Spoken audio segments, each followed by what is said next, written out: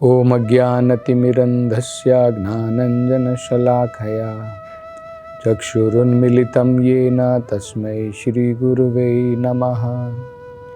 नमो ओम विष्णुपदाय कृष्णपृष्ठाय भूतले श्रीमते भक्तिवेदान्तस्वामिन् इति नामिने। नमस्ते सरस्वती देवे गौरवाणी प्रचारिणे निर्विशेष शून्यवादी पाश्चात्य देश तारिणे। जय श्री कृष्ण चैतन्य प्रभु नित्यानंद श्री अद्वैत गदाधर श्रीवासदि गौर भक्तवृंद। हरे कृष्णा कृष्ण कृष्णा हरे हरे, हरे राम राम राम हरे हरे। हरे कृष्ण। तो प्रहलाद महाराज ने बड़ी महत्वपूर्ण बात बताई थी। उन्होंने कहा था कि नारद जी के जो बड़ी महत्वपूर्ण शिक्षाएं थी, मैं तो उस समय अपनी मां के गर्भ में था, लेकिन मैंने भी वो शिक्षाएं ग्रहण की और नारद जी की अनुग्रह के कारण आज भी मुझे वो शिक्षाएं याद हैं। मैं उन शिक्षाओं को भूला नहीं हूं, लेकिन लंबे समय बीतने के कारण मेरी माता उन शिक्षाओं को भूल गई। तो उसके बारे में हम चर्चा कर रहे थे कि कोई भी हो, चाहे स्त्री हो, वैश्य हो, शूद्र हो, या फिर पाप योनि का व्यक्ति भी क्यों ना हो, बच्चा क्यों ना हो, अगर दृढ़ता पूर्वक निश्चय के साथ में अगर वो भी भगवान का आश्रय ग्रहण करता है, तो भगवान की कृपा से कोई भी व्यक्ति किसी भी परिस्थिति में क्यों ना हो, वो आध्यात्मिकता में प्रगति करेगा, जिस प्रकार से प्रहलाद महाराज। अब आगे प्रहलाद जी कहते हैं, हे असुरों के पुत्रों, इसी प्रकार से जिस प्रकार से मैंने बड़ी श्रद्धा के साथ में नारद जी की वाणी सुनी, अगर तुम भी मेरे वचनों के ऊपर, मेरी शिक्षाओं के ऊपर ध्यान दोगे, विश्वास करोगे और श्रद्धा के साथ में समझने का प्रयत्न करोगे, तो तुम भी इस ज्ञान को समझ पाओगे। ये जो आध्यात्मिक ज्ञान है जो मैं तुम्हें प्रदान करूंगा, आत्मा क्या है, परमात्मा क्या है, भौतिक वस्तुएं क्या है, इनमें क्या अंतर है, देह में और आत्मा में क्या अंतर है, ये सब तुम बड़ी आसानी के साथ में समझ पाओगे। लेकिन महत्वपूर्ण क्या है, बड़े विश्वास के साथ, श्रद्धा के साथ तुम उसे सुनो। ये महत्वपूर्ण बात है। तो ये हमको समझना है कि ये जो ज्ञान है, ये अगर हम परंपरा में प्राप्त करते हैं तो कहीं पर भी हम इसे प्राप्त करें, कोई अंतर नहीं है। अगर हम सोचें कि भगवान ने भगवत गीता का ज्ञान अर्जुन को 5000 साल पहले लगभग दिया था, भगवान ने जो ज्ञान अर्जुन को दिया, आज वही ज्ञान हम कैसे प्राप्त कर सकते हैं? भगवान ने तो अर्जुन को दे दिया, हमें कौन देगा? ज्ञान किस प्रकार से प्राप्त करना चाहिए, ये भगवान ने भगवत गीता में बताया है और कोई अंतर नहीं है। भगवान कहते हैं कि मैंने ये ज्ञान बहुत बहुत साल पहले सूर्य भगवान विवस्वान को दिया था। विवस्वान मनवे प्राहा, विवस्वान ने मनु को दिया। मनु इक्ष्वाकु अब्रवीत, मनु ने इक्ष्वाकु को दिया। तो भगवान कहते हैं इस प्रकार से ये ज्ञान परंपरा में आता है। भगवान ने विवस्वान को दिया, विवस्वान ने मनु को दिया, मनु ने इक्ष्वाकु को दिया। इस प्रकार से ज्ञान परंपरा में चला आ रहा है। और आगे भगवान ये भी कहते हैं एवं परंपरा प्राप्तम, ये परंपरा में प्राप्त होता है। पर कई बार क्या होता है, ये ज्ञान नष्ट हो जाता है। परंपरा अगर हम किसी प्रकार से तोड़ देते हैं, उदाहरण के तौर पर भगवान ने ज्ञान विवस्वान को दिया, विवस्वान ने मनु को दिया, मनु ने इक्ष्वाकु को दिया, ऐसे परंपरा में चला आ रहा है। मानो ये ज्ञान हम तक आया और ये ज्ञान हम आगे लोगों को प्रदान ना करें तो परंपरा टूट जाएगी। अभी हम परंपरा में आ रहे हैं और हमें ये ज्ञान की प्राप्ति हुई है। मानो मनु जी को प्राप्ति हुई, अब मनु जी ने ज्ञान अपने पास रख लिया और मनु जी ने आगे नहीं दिया। उन्होंने दिया इक्ष्वाकु को, मानो अगर नहीं दिया होता वहीं पर परंपरा टूट जाती। दूसरा कैसे टूटती है ये परंपरा, अगर इस ज्ञान को हम सही प्रकार से नहीं समझे और कुछ अपने मोटिव के कारण उसको बदल दिया।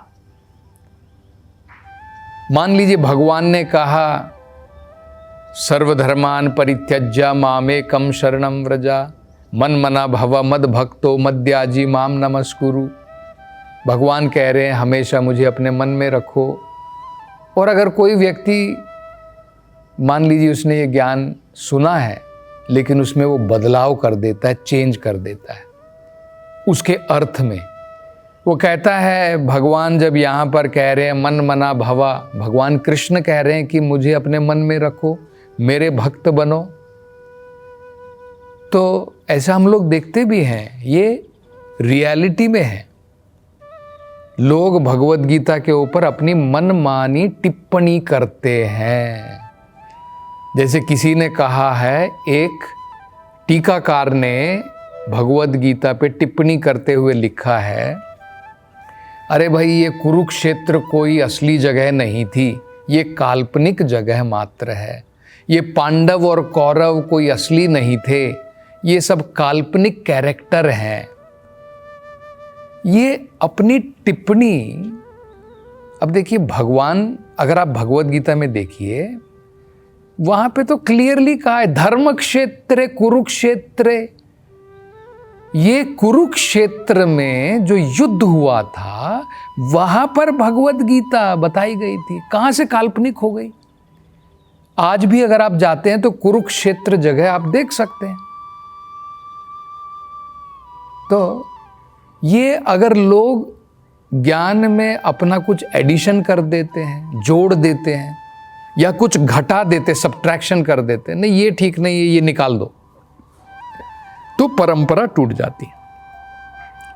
अन्यथा अगर हम इसे परंपरा में प्राप्त करते हैं तो ये ज्ञान सुरक्षित है, हम प्राप्त कर सकते हैं। वही ज्ञान जो भगवान ने अर्जुन को दिया इतने साल पहले, अगर हम परंपरा में प्राप्त करें, आज भी वही उस ज्ञान के अंदर में ताकत है, वही शक्ति है, वही आध्यात्मिक शक्ति उस ज्ञान के अंदर में। तो इसमें सबसे महत्वपूर्ण बात क्या है, जैसे यहां पर बताया है, प्रहलाद जी कह रहे हैं मेरे जो ज्ञान मैं तुम्हें प्रदान कर रहा हूं उसे श्रद्धा विश्वास के साथ में सुनो। ये महत्वपूर्ण बात है। इसलिए वेदों में कहा है प्रमाणिक गुरु से जब हम इस आध्यात्मिक ज्ञान की प्राप्ति करते हैं, हमारा उनके ऊपर विश्वास, भरोसा, श्रद्धा ठीक उसी प्रकार की होनी चाहिए जितनी श्रद्धा, जितना विश्वास हमें भगवान के ऊपर है। ये मैं नहीं कह रहा हूं, ये भागवत में भगवान कृष्ण स्वयं कहते हैं। ये भागवत में लिखा है। देखिए क्या कहा है, यस्य देवे परा भक्तिर यथा देवे तथा गुरु। यस्य देवे परा भक्तिर, मान लीजिए आप भगवान के प्रति भक्ति कर रहे हैं, भगवान परम है, तो परा भक्ति हम भगवान के प्रति कर रहे हैं। यथा देवे तथा गुरु, जिस प्रकार की श्रद्धा हमारी भगवान के ऊपर है, यथा देवे तथा गुरु, इसी प्रकार की श्रद्धा हमें प्रामाणिक गुरु के ऊपर होनी चाहिए। ये भागवत के कथन है। तब क्या होगा, हम अगर भगवान की भक्ति करना चाहते हैं, पराभक्ति करना चाहते हैं, भागवत के अनुसार जो श्रद्धा आप भगवान कृष्ण के ऊपर रखते हैं, भगवान विष्णु के ऊपर रखते हैं, उसी प्रकार की श्रद्धा और विश्वास प्रामाणिक गुरु के ऊपर हमें रखना है और उनसे सुनना है। तब क्या होगा, उसमें कहा है तस्येव कथिता ही अर्थः प्रकाशन्ते महात्मनः। उनके शब्दों के द्वारा हमारे हृदय में ज्ञान प्रकाशित हो जाएगा, वेदों के सारे अर्थों का ज्ञान, वेदों का, ब्रह्म सूत्र का, वेदांत सूत्र का, ये ज्ञान जो है हमारे हृदय में प्रकाशित हो जाएगा उनकी कृपा के द्वारा। और कृपा कैसे प्राप्त होती है? कृपा कोई ऐसे नहीं कि भाई महात्मा से बस उनको कह दो कि मेरे सर को छू दो, ऐसा नहीं। कृपा प्राप्त करने का तरीका है श्रद्धा विश्वास के साथ उनकी सेवा में लगना और उनसे श्रवण करना, उनसे सुनना। ये आध्यात्मिक ज्ञान, आध्यात्मिक ज्ञान कोई हाथ के टच से ट्रांसफर नहीं होता है। कई बार हम लोग देखते हैं ना, कुछ लोग सोचते हैं कि भाई मैं गुरु हूँ और मैं अपने शिष्य के सर के ऊपर हाथ लगा दूंगा और मेरा ज्ञान जो है अब इसके अंदर में चला जाएगा। ये कोई इलेक्ट्रिकल करंट की तरह नहीं है। आध्यात्मिक ज्ञान जो है अर्जुन को कैसे प्राप्त हुआ? भगवान ने थोड़ी अर्जुन के सर के ऊपर हाथ लगा करके कह दिया अब ये ज्ञान ट्रांसफर हो गया है। भगवान ने 2 घंटे कम से कम जो है भगवान ने भगवत गीता सुनाई, अर्जुन ने सुनी, और सुनने के बाद में वो कहते हैं कि भगवान नष्ट मोहम, मेरा सारा मोह नष्ट हो गया है, वो प्रकाशित हो गए ज्ञान से। ये तरीका है ज्ञान को समझने का। हमें प्रामाणिक गुरु के ऊपर ठीक उस प्रकार से जैसे हमें भगवान के ऊपर विश्वास है, श्रद्धा है, वो रखनी है, उनकी सेवा में लगना है, उनसे सुनना है, तब ये ज्ञान प्रकाशित होगा। भगवान भगवत गीता में ये भी कहते हैं, भक्ति ही एकमात्र रास्ता है जिसके द्वारा हम भगवान के बारे में समझ सकते हैं। आध्यात्मिक ज्ञान की प्राप्ति भक्ति के द्वारा होती है। भगवत गीता में क्या कहते हैं भगवान? भक्तया माम अभिजानाति यावन यश्चास्मि तत्वतः। मुझे अगर तुम तत्व में समझना चाहते हो, भगवान कह रहे हैं, भक्त्या माम अभिजानाति, भक्ति के द्वारा मात्र तुम मुझे समझ सकते हो अर्जुन। ये भगवान भगवत गीता में बता रहे हैं। भक्ति कैसे प्रारंभ होती है ये भी वेदों के अंदर में बताया है। अतः श्री कृष्ण नामादि न भवेत ग्राह्यम इंद्रियैहि सेवोन्मुखे ही जिह्वादो स्वयं एव ही स्फुरति अदाह। उसमें कहा है भगवान का नाम, अतः श्री कृष्ण नाम आदि। भगवान का नाम, भगवान के गुण, भगवान की लीलाएं, इनको हम अपनी इन इंद्रियों के द्वारा, भौतिक प्राकृत इंद्रियों के द्वारा ग्रहण नहीं कर सकते हैं। ये इंद्रियां तो मटेरियल हैं, भगवान स्पिरिचुअल हैं, ये तो भौतिकता से भरी हुई हैं। भगवान आध्यात्मिक है पूर्ण रूप से। भौतिक इंद्रियों से भगवान को कैसे समझ सकते हैं? तो इसलिए तरीका बताया है। सेवोन्मुखे, जब हमारी भावना सेवा की आ जाती है, और सेवा कहां से प्रारंभ होती है? हाथ पांव से नहीं। सेवोन्मुखे ही जिह्वादो, मुख से, जीभ के द्वारा सेवा जब हम प्रारंभ करते हैं भगवान की। कैसे?